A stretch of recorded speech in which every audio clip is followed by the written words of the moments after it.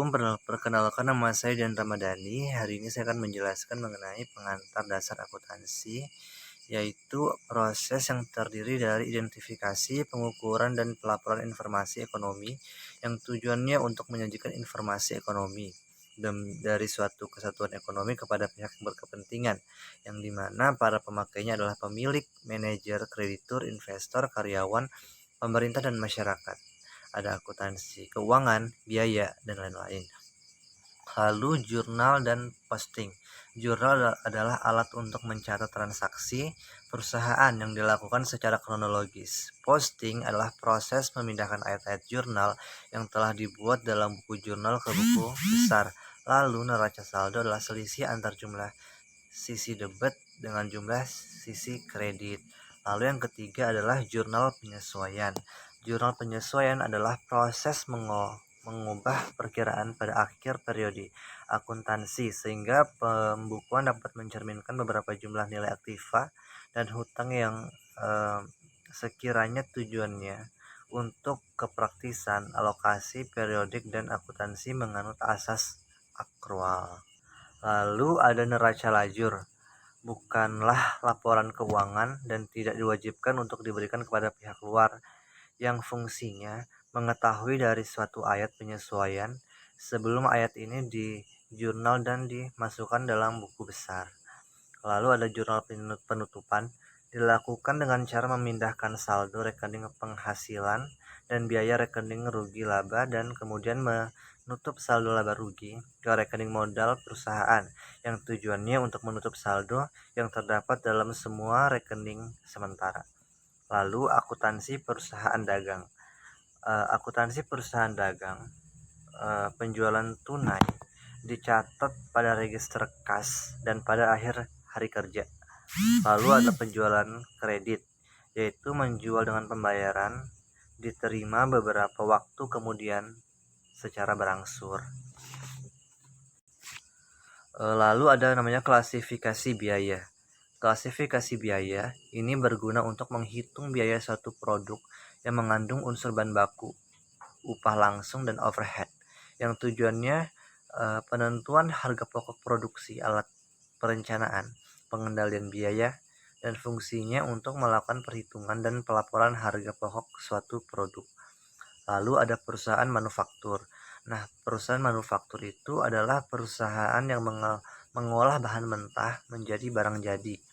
Biaya digolong menjadi tiga besar, yaitu bahan langsung, tenaga kerja langsung, dan overhead pabrik. Dan rekening-rekeningnya seperti rekening pembelian bahan baku, ikhtisar biaya produksi, persediaan bahan baku, dan barang jadi. Lalu ada break even point. Nah, break even point ini adalah keadaan di mana perusahaan tidak memperoleh laba dan tidak juga menderita laba rugi. Artinya penghasilan sama dengan biaya total yang dikeluarkan oleh perusahaan. Nah, manfaat analisis break even point ini yaitu untuk perencanaan produksi dan penjualan sesuai target laba yang diinginkan. Lalu ada namanya analisis rasio. Analisis rasio ini menurut bagi pihak manajemen yaitu untuk mengevaluasi kinerja perusahaan, kompensasi, pengembangan karir. Lalu bagi pemegang saham untuk mengetahui kinerja perusahaan. Lalu ada juga bagi kreditur yaitu untuk mengetahui kemampuan perusahaan melunasi utang beserta bunganya. Lalu ada namanya analisis leverage. Analisis leverage ini digunakan untuk menggambarkan kemampuan perusahaan untuk menggunakan aktiva atau dana yang mempunyai beban tetap untuk memperbesar tingkat penghasilan bagi pemilik perusahaan. Nah, analisis leverage ini ada beberapa macam seperti leverage operasi, finansial, kombinasi, dan indifferent ratio. Lalu ada namanya manajemen modal kerja. Nah, manajemen modal kerja itu adalah investasi perusahaan dalam harta jangka pendek yaitu kas, surat berharga jangka pendek, piutang, dan persediaan. Ada 3 konsep seperti kuantitatif, kualitatif dan fungsional. Macam-macamnya ada variabel, ada permanen. Lalu untuk strateginya ada keuangan agresif, konservatif, dan pertukaran. Lalu materi berikutnya yaitu time value of money. Nah, time value of money ini adalah suatu konsep yang menyatakan bahwa nilai uang sekarang akan lebih berharga daripada nilai uang masa yang akan datang. Konsepnya ada nilai masa depan, sekarang, dan net present value. Lalu materi berikutnya yaitu capital budgeting. Nah, capital budgeting ini adalah keseluruhan proses dalam perencanaan dan pengambilan keputusan mengenai pengeluaran dana. Jangka waktu pengembalian dana tersebut melebihi 1 tahun.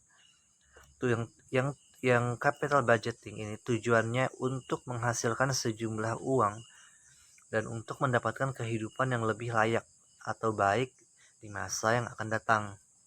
Lalu materi selanjutnya yaitu return dan risiko dalam investasi. Return adalah keuntungan bersih yang diperoleh dari suatu investasi. Jenisnya ada expected return, actual return, dan compoundnya. Ada capital dan compoundnya itu ada capital gain or loss, yield, dan total return. Lalu materi yang terakhir yaitu adalah penganggaran modal. Nah, dalam penganggaran modal ini ada beberapa langkah yang harus dilakukan, yaitu menaksir aliran kas dari investasi tersebut, menghitung biaya modal rata-rata tertimbang, terus itu mengevaluasi investasi tersebut dengan kriteria investasi seperti payback period, NPV, dan kriteria penilaiannya yaitu payback period, discounted payback, ada net present value, dan lain-lain.